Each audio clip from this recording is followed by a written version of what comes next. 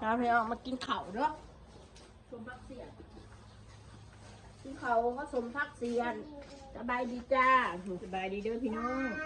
หอมได้หอมสมพักเสียนกินไหมแม่ข้าวกับข้าวก็แล้วเลยข่อยนะแล้วคนหมักกินกับข้าวก็แล้วกินอย่างนั้นเพชรเมื่อวานนะป้าจะเก็บกระเพาะมัดมือวานกินยังกินลาบซีนได้ใส่เผ็ดโผล่ย่ำเมื่อคืนกับเพชรย่ำเมื่อคืนนี้เห็นป่ะเขากินน้อยหนึ่งเพชรทราบปะ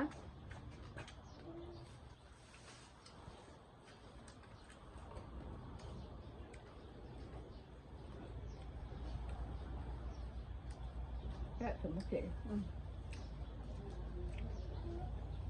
นี่นั่นแนวหมักก็ต้องรู้ร้าดอกเรากินคนเฮาหมักอะไรกินอันนั้นมันจะมาดูถูกกันปีอื่นอีกเนาะอันนี้อื่นนะสมบัติเสียปีอื่นในไทยว่าขับปัญญังของกูกับบริรวยเนาะเกิดมาใช่ไหมกูกินดีตลอด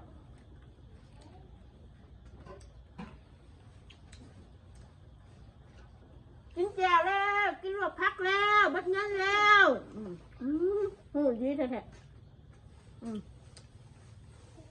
สนใจยังมดเงินเขาสนใจเลยแม่มันสนใจก็ยังนี่กินยังกับเงินเขาสำคัญเงินผุนซื้อเนาะถือเลขกระดิ่งกันว่าสันโอ้เลขกระเดาคนเท่านี่ก็ไล่คนไล่เป็นไล่เอ็นไล่สัตว์ไม่มีใครเห็นกูยังบอกเลยเทวดาเห็นความดีของกูเทวดาเท่านั้นที่เห็น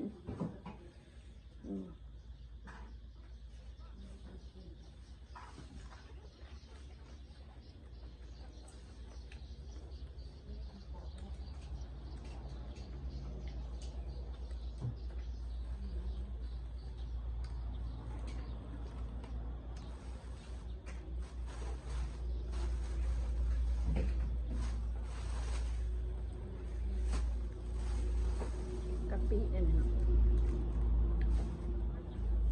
ลืมบอกให้ซื้อกะปิมาให้นอด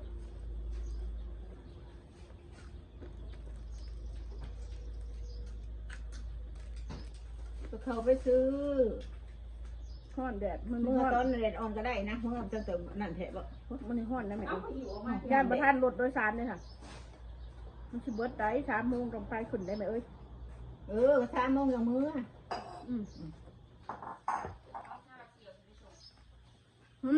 แล้วจนมันง่ายเรียกมันรบกวนมันดอก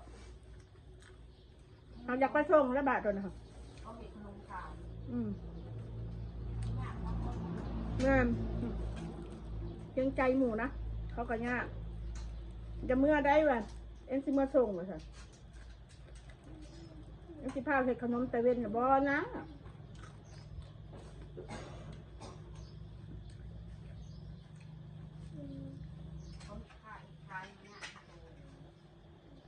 ยากกับเขาก็เต็มใจ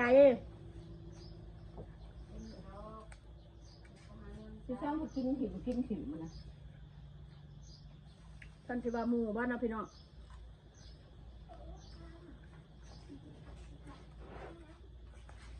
ถ้าไปปุ่นเขาก็อาศัยเฮาทำไมไม่เขาอาศัยมู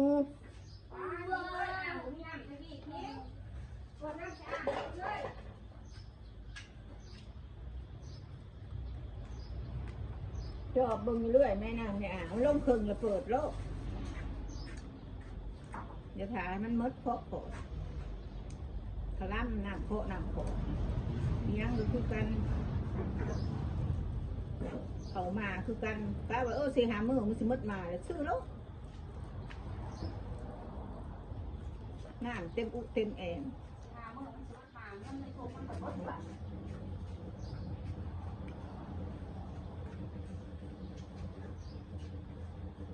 ยังลูก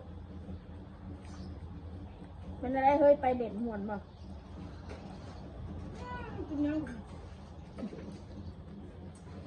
ถูกดิถ้วยมาแล้ว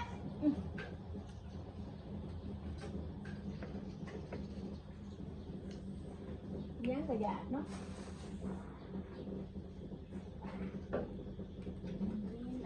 ค่ะเป็นเนาะ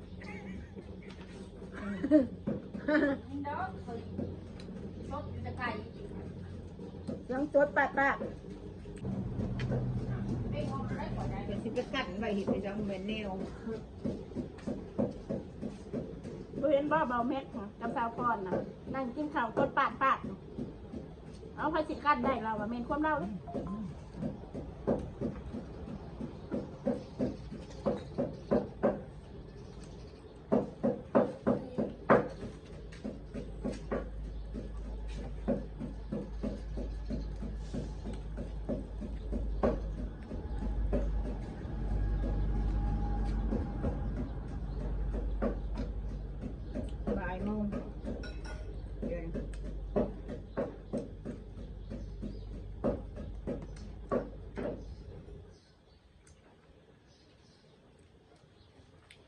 ข่าวว่าสมพักเสียนเด้อ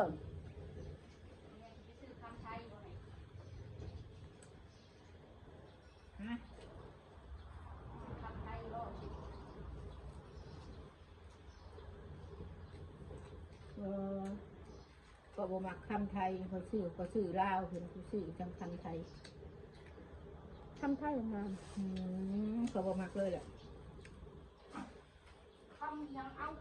สีมันก็คือทำลาวมันแดงเขาอะมาใส่แล้วก็แบบเรื่องคือของเก๋ของลาวก็แดงจึงคืนอยู่แม่แดงจึงคืนมาใส่มา2-3 มื้อเป็นสีคำเองเลยบ้านอันแดงอันเขาย่อมซื้อเอาซื้อมา2-3 มื้อแล้วก็มันก็เป็นสีคำสดเลยบ้านนี่เป็นสีของมันเองมันงามเขาหมักคำไทยนะคะกูก็หมักคำไทยคำไทยน่ะคนมีลายหลวดลายลายงามลายวัยรุ่นทำยังกระยาขายกระย่ามีบัตรอันนั้นมีบัตรอันนี้ไปขายทำอยู่ไทยน่ะโอ้ยลาวมันขายง่ายที่ตายขายทำเขาเรื่องบัตรประชาชนน่ะเนาะทำบัตรประชาชนทำบัตรนั่นบัตรนี่จะลืมตัวไปเดี๋ยวก็เลยไม่ได้ขายหมดลืมกันนะเชื่อไม่ได้อีกเรามีก็ได้ก็คุ้มเหมือนนี่มีเลยเขาถามเลยเขายันไปหลักของคนมามันยากเขายันไปว่าเก็บบ่อะไรของคนเหียจำกันเนี่ยจำกับมีบัตรไปนั่นหรออยู่แล้วเดี๋ยวไม่ได้ยากจำเจ้าเนี่ยจักบาทจะเอาจักหมื่นใช่เนาะไม่ได้ยากใช่กับบ่ยากเป็นไม่ให้จำคือกันเลยบินคือกันเขาหักให้มันถูกต้องแม่เอ้ยมีระเบียบเป็นระเบียบรามมีระเบียบเขาสอบง่ายที่เคยพูดมาเขาจะมีบัตรให้คือกันบางทีเท่านี้เขาเอาคำมาจำเจ้าเขานอกก็มีเขียนคือความหนักก็สีไทยแล้วเนี่ยเลยค่ะตัวบอกคนเนี่ยรำคาญมันพุทธมันอันนั้นโทษหนักคือดอกแต่ว่ามันบ่สะดวกใจนะเวลาซุกซนมากนะได้ดังใจ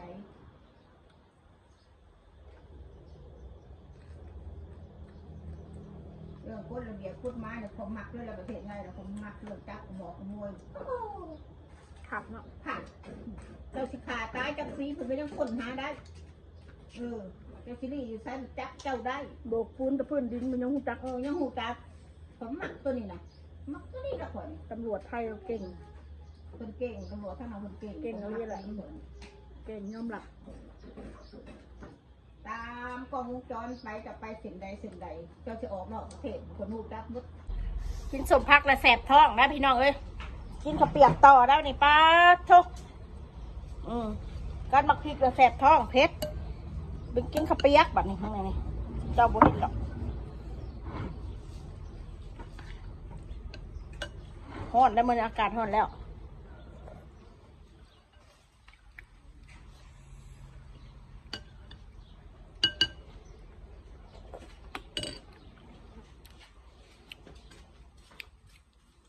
ตักนอนกับพอแล้วด้วยนะกินน้ำกระท่อมอยากรับว่ะนอนจะตื่นช่วยแม่เอ้ยแม่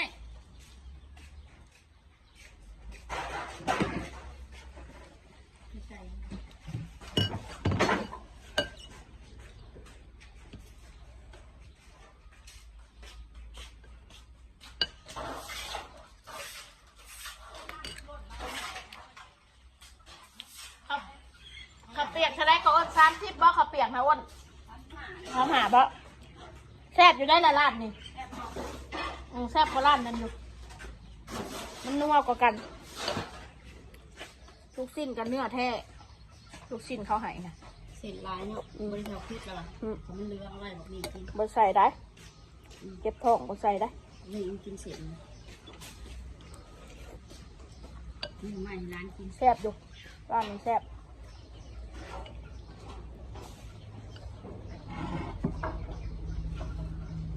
แล้วเราออกไปซื้อกาแฟนมกันนะที่ข้านออกก็เพราะแล้วเนาะยี่ฝุ่นไงสะผมแบบนั้น ไรเดอร์35,000 มันยังสไลเดอร์35สั่งไรเดอร์35ค่าบริการมัน อ๋ออันให้เข้ามาส่งฮะอันกาแฟนมอะเขาหูบ่ละล้านสั่งได้ไหมสั่งให้เนี่ย35กับ35ว่ามันเอา15,000รู้กับอันกาแฟนมกับ20,000เหมือนบ่ มันบ่แม่นนั่นน่ะแต่เฉพาะเขาบริการนะ35 โอ้ซาวแล้วกูบ่ บ่ได้ให้บักคิงดีกว่านักคิง35 ห่าง พุ่น ให้มาคิงดีกว่า ไปคิงไปซื้อกาแฟนมไปหั่นเสาไก่ไปเอากระเป๋าเสามาเสาให้35,000ให้บักคิงดีกว่ากูให้มึง ในชาวพันกัน เมื่อวานก็ให้100,000เงินเฮงบ่แม่นเบิดเด้อเบ้อเงินแสนน่ะ คอยก็ให้50 ยังอยู่บ่ต้นลานได้พี่น้อง แม่น คอยก็ถือคือกันคอยก็ถือเลขอัน10 บาทเขาก็ให้ร้านคอย50 ค่อยให้100,000 ไม่ได้ให้แต่อีแม่แล้วมีใจอยู่ อีแม่เขาก็ให้บักออโต้ได้นมกล่อง130,000บักออโต้มีแต่บักเมฆบ่ได้ พญาดอกเป็นยังมีก็ได้ทั้งหมดต่าง นี่อีลุงบ่ได้อีลากให้50บักเบิ้ล50อีมิน50กู50กูจะมึงหายเงินกูยังแม่ได้เงินเลขกัน แม่น แม่ 50 สบายดีนะจ๊ะ บางไหนเงินนี่เป็นปึ๊กๆอยู่นะมันละอึดเงินแท้โอ้ย ยังกี่มึงเอาไปไว้ยังหลายเหรอ กูแลกบาทบ่ละ เอาเลขทั้งไปได้นะ แลกวานนะแลกกระหมูอะไรอ่ะ กูจะพาไปเปิดธนาคารนะไป เปิดละเจ้าหน้าต้องเปิดอ้าวเอาให้เจ้า30เด้อซื้อกับเพนมหั่นเสาไก่เด้อไป พี่ลุงชาวพัน เอาอีนี่จะได้30หาบ่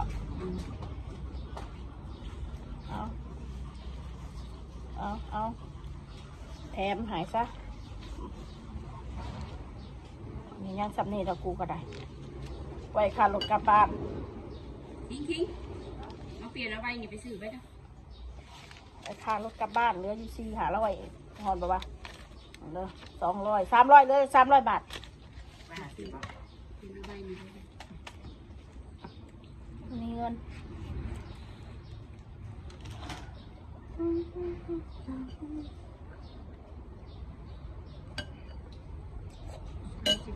โมบายเด้อพี่น้องเด้อ